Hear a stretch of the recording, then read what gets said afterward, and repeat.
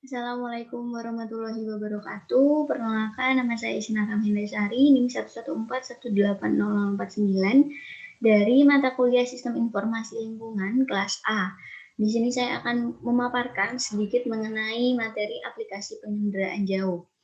Sebelumnya, masuk ke definisi penginderaan jauh menurut Lilsen dan Kiefer tahun 1976 yang saya kutip dari Ambodo 2012, penginderaan jauh adalah ilmu dan seni untuk memperoleh informasi tentang objek, daerah, atau gejala dengan jalan menganalisis data yang diperoleh dengan menggunakan alat tanpa kontak langsung terhadap objek, daerah, atau gejala yang dikaji.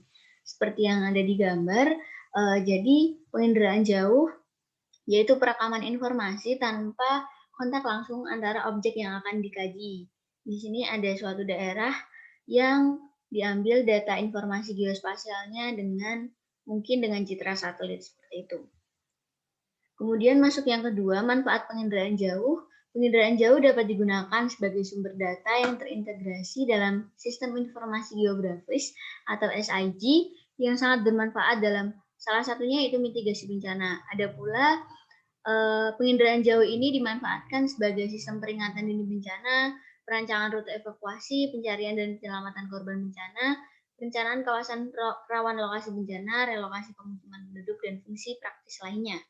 Di sini juga ada gambar penginderaan jauh dengan sistem informasi geografis, yang mana bisa dilihat adanya jalan, pemukiman, danau, hutan terlihat di sini. Memasuki aplikasi penginderaan jauh, ada yang pertama yaitu penginderaan jauh di wilayah pesisir dan lautan.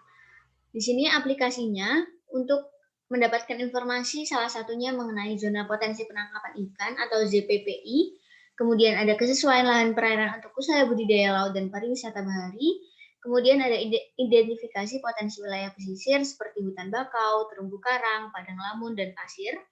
Kemudian aplikasi penginderaan jauh untuk zonasi kawasan konservasi laut, analisa potensi ekonomi wilayah pesisir pulau-pulau kecil, dan pengamatan perubahan garis pantai, serta analisis pencemaran lingkungan perairan di pesisir dan lautan. Di sini ada gambar yang saya kutip dari jurnal Syah 2010.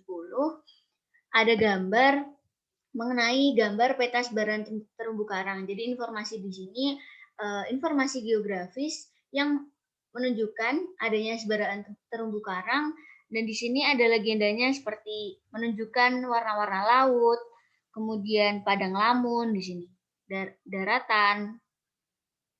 Dari informasi geografis yang didapatkan ini dari penginderaan jauh juga bisa dilakukan selain mengetahui persebaran untuk terumbu karang, juga diketahui luasan terumbu karangnya, persebaran terumbu karangnya. Kemudian di sini gambar yang kedua, gambar 11 ada peta daerah potensi penangkapan ikan. Ada di sini ada klasifikasi kegunaan lahan yang meliputi sangat sesuai, sesuai, dan tidak sesuai.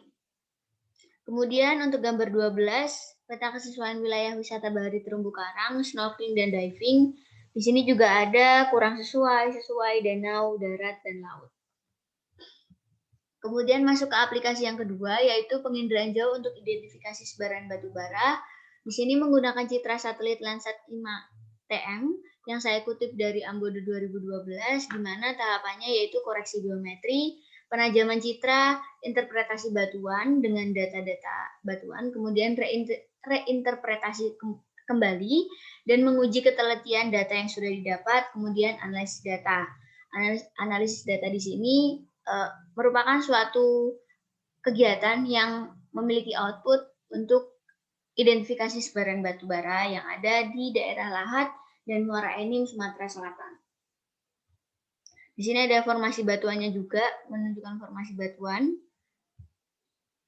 Kemudian lanjut ke aplikasi yang ketiga, yaitu penginderaan jauh dalam pemetaan kerawanan penyakit pernafasan akibat erupsi. Di sini saya mengambil studi kasus erupsi Gunung Kelut yang saya ambil dari Jurnal Dewantari tahun 2016, di mana metode yang digunakan yaitu dari data primer yang diambil dari citra Landsat Pleiade 1A garis miring 1B yang direkam tahun 2013, dan data lapangan seperti survei cross check langsung mengenai pemukiman, jalan dan lain sebagainya, yang kemudian dia akan dideliniasi blok pemukimannya, kemudian